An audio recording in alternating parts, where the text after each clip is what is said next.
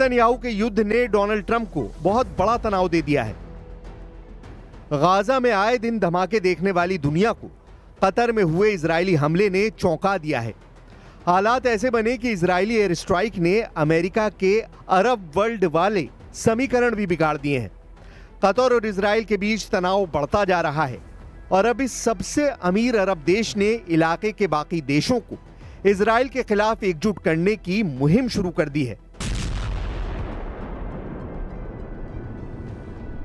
Qatar को छोटा सा देश समझकर हमला करने वाले नेतन्याहू को पछताना पड़ सकता है, क्योंकि कतर ना तो यमन है, ना ही लेबनान और ना ही सीरिया की तरह उसे पीटा जा सकता है।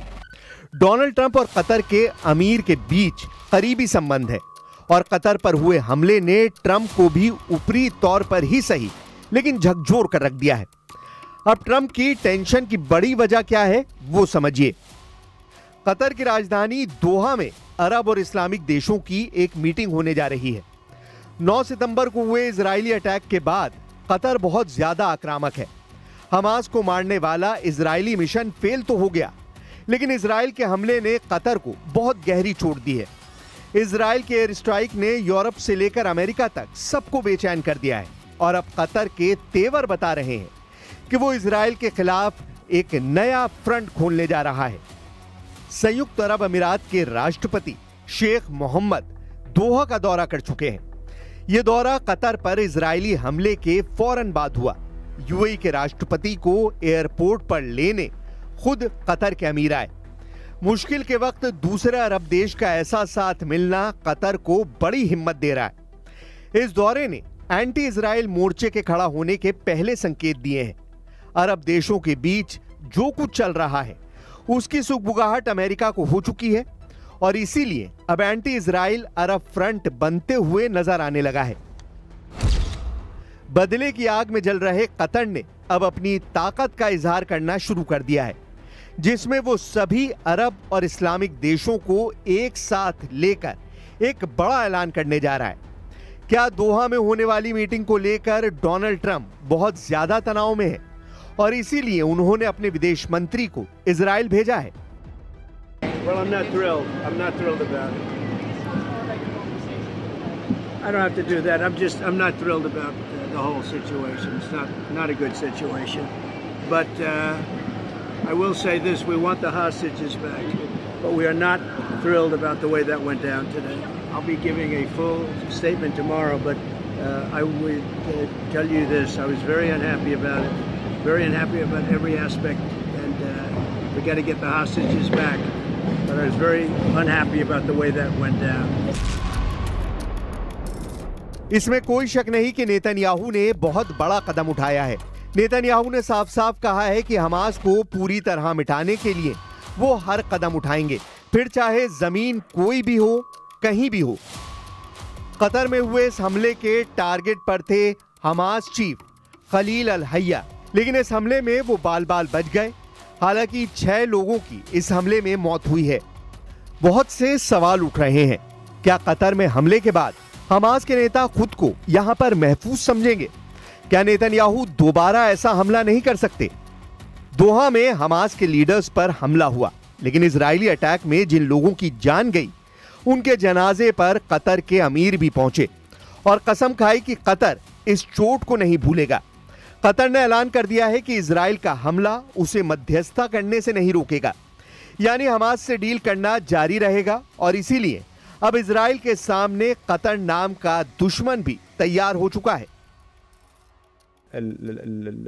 الوساطة في الدبلوماسية القطرية هي جزء من هذه الهوية وستستمر، ولن يثنينا أي شيء عن الاستمرار في هذا الدور في كافة القضايا المختلفة حولنا في المنطقة، وصولا لاستقرار المنطقة، وصولا لاستقرار شعوبنا في النهاية.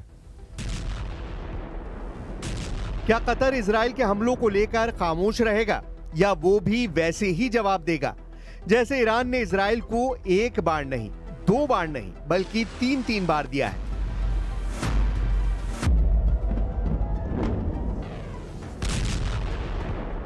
तेल अवीव और हाइफा में गिरती हुई ईरान की मिसाइल देखिए। 13 जून को तेहरान पर इजराइल के हमले के बाद शुरू हुई इस जंग में ईरान ने इजराइल पर 600 मिसाइल दागी थी। इजराइल के कई शहरों का यही हाल हुआ था। फिर 12 दिन बाद अमेरिका के दखल से ईरान और इजराइल के बीच युद्ध विराम हुआ। क्या कतर ऐसा ही जवाब देने की ताकत रखता है? आर्थिक रूप से सबसे मजबूत अरब देश कहा जाने वाला कतर है तो बहुत छोटा सा मुल्क, लेकिन हथियारों के मामले में ये सबसे बेहतरीन वेपन सिस्टम से लैस है। कतर के पास 36 रफाल फाइटर जेट हैं।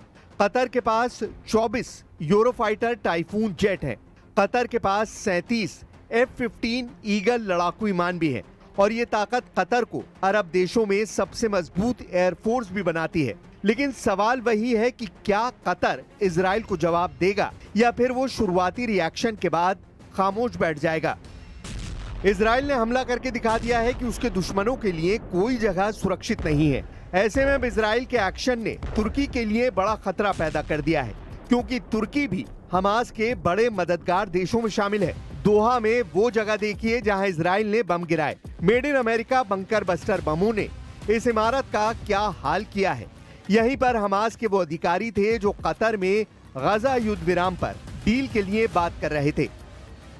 एक बार फिर सवाल कि ईरान, यमन और लेबनान से लड़ने के बाद अब इजराइल के टारगेट पर पूरा अरब वर्ल्ड आ गया है और अब इस युद्ध में बाकी अरब देश भी कूदेंगे, क्योंकि सऊदी अरब ने भी कह दिया है कि वो कतर के साथ खड़ा है और कतर के लिए वो अपनी पूरी ताकत का इस्तेमाल करेगा। ونحن نرفض وندين الاعتداءات السلطة الاحتلال الإسرائيلية في المنطقة وآخرها العدوان الغاشم على دولة قطر الشقيقة الذي يتطلب تحركا عربيا وإسلاميا ودوليا لمواجهة هذا العدوان واتخاذ إجراءات دولية لإيقاف سلطة الاحتلال وردعها عن ممارساتها الإجرامية في زعزعة أمن المنطقة واستقرارها.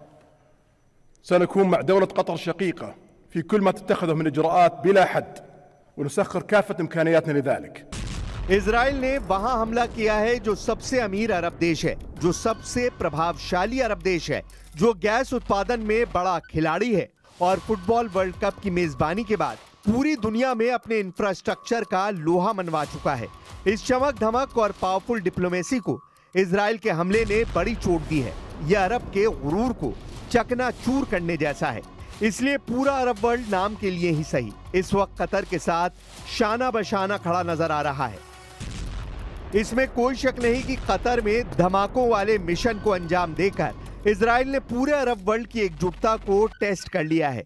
क्या हमास को टारगेट करके किए गए धमाकों का अरबी गुरूर मजबूती से जवाब देगा या कुछ दिनों के तनाव के बाद सब कुछ ठंडा हो जाएगा? कतर पर इजराइल का हमला इसलिए पूरे अरब वर्ल्ड का बहुत बड़ा इम्तिहान है, क्योंकि ऐसे ही हमले के बाद ईरान ने इजराइल के खिलाफ ऑपरेशन ट्रू प्रॉमिस चलाया था। दुनिया ने ऑपरेशन ट्रू प्रॉमिस का पहला संस्करण 13 अप्रैल 2024 को देखा था, जब ईरान ने सीरिया में अपने दूतावास पर हुए हमले का बदला लेने के लिए 170 ड्रोन और 30 मिसाइल इजराइल पर फायर की थी। और ईरान ने ऐसा दूतावास पर हमले के 13 दिन बाद किया था। इसके बाद ऑपरेशन ट्रू प्रॉमिस का दूसरा पार्ट 1 अक्टूबर 2024 को देखा गया, जब ईरान ने हमास चीफ इस्माइल हानिया और हिजबुल्लाह चीफ हसन नसरल्लाह के मर्डर का बदला लिया। 31 जुलाई 2024 को हानिया को तेहरान में ही मारा गया था, जबकि हसन नसरल्लाह को मारने के लिए इजराइल ने 27 सितंबर को बेरूत में बमबारी की थी। इसका बदला लेने के लिए ईरान ने 1 अक्टूबर 2024 को 200 बैलिस्टिक मिसाइल से इजराइल पर हमला किया। इसके बाद जून में हुई जंग से तो पूरी दुनिया वाकिफ है, जब अली खामनेई ने ऑपरेशन ट्रू प्रॉमिस का तीसरा दौर शुरू करके बता दिया था कि पूरे पश्चिम एशिया में इजराइल को टक्कर देने वाली सबसे बड़ी ताकत ईरान है। 13 जून को इजराइल के हमले के बाद जब ईरान ने इजराइल पर मिसाइल बरसाई तो पूरी दुनिया हैरान थी। ईरान मिसाइल अटैक का हर रिकॉर्ड तोड़ रहा था। क्या तेल अवीव, क्या हाइफा और क्या इजराइल का डिफेंस सिस्टम। ईरान की मिसाइलों ने इजराइल के हर कवच को भेदा और बता दिया कि जब उसकी मिसाइल फायर होती है तो उन्हें रोकना ना तो इजराइल के बस की बात है और ना ही अमेरिका के। 12 दिन तक ईरान के गुस्से को पूरी दुनिया ने देखा और अब इन्हीं हमलों से सीखते हुए ईरान ने एक बड़ा ऐलान किया है।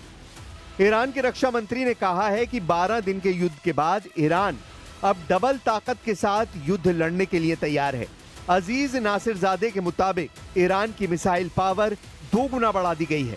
ईरान को लेकर बड़ी खबर इजराइल के मीडिया में छप रही है। खबर यह है कि ईरान ने अब दूसरे देशों में हथियार की फैक्ट्री बनानी शुरू कर दी है। हालांकि किस देश में इसका जिक्र नहीं किया गया है। लेकिन बड़ा सवाल यह भी उभर रहा है कि कतर के बाद क्या अगला नंबर तुर्की का है, क्योंकि कतर पर हुआ हमला सिर्फ अरब वर्ल्ड ही नहीं बल्कि पूरी दुनिया के लिए हैरान करने वाला अटैक है। इजराइल के सेना अध्यक्ष इयाल ज़मीर ने 31 अगस्त को कहा था कि विदेशों में मौजूद हमास के नेता भी सुरक्षित नहीं रहेंगे और इजराइल उन्हें भी निशाना जरूर बनाएगा।